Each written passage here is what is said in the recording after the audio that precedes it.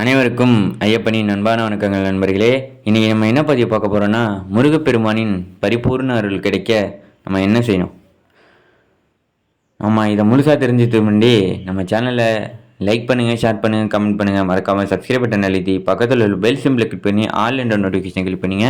அப்போ தான் நம்ம போடுற ஒவ்வொரு வீடியோ நோட்டிஃபிகேஷனும் உங்களுக்கு வந்து சேரும். பக்தர்கள் கூப்பிட்டு குரலுக்கு ஓடி வரும் தெய்வங்களில் முருகப்பெருமான் முதன்மையானவர் தான். ஆகையால் தான் இன்று உலக அளவில் முருகப்பெருமானை வழிபடுவர்களின் எண்ணிக்கை நாளுக்கு நாள் பெருகி கொண்டு வருகிறது. அத்துடன் அவருடைய ஆலயத்தில் எந்நேரமும் மக்கள் வெள்ளம் போல் சூழ்ந்து நிற்கின்றது.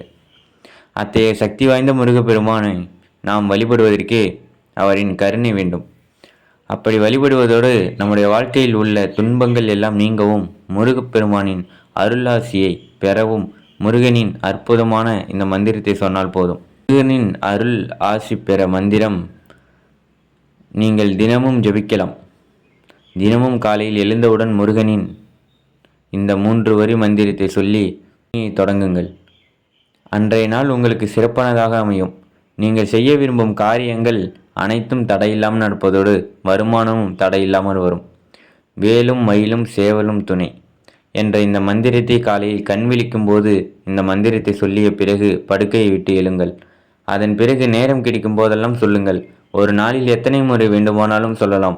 அப்படி சொல்லும் வேளையில் ஒவ்வொரு முறையும் 6 முறை தொடர்ச்சியாக சொல்ல வேண்டும்.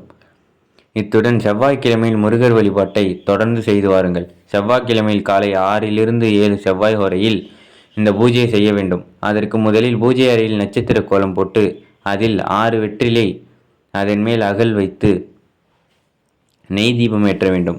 இந்த வழிபாடு செய்யும் போது கந்தசஷ்டி கவசம் பாராயணம் செய்யுங்கள்.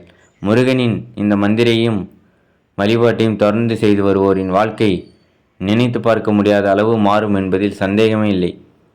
முருகன் மேல் அன்பும் நம்பிக்கையும் கொண்டவர்கள் இந்த வழிபாட்டையும் மந்திரத்தையும் செய்து தங்கள் வாழ்க்கையை வளமானதாக மாற்றிக்கொள்ளுங்கள்.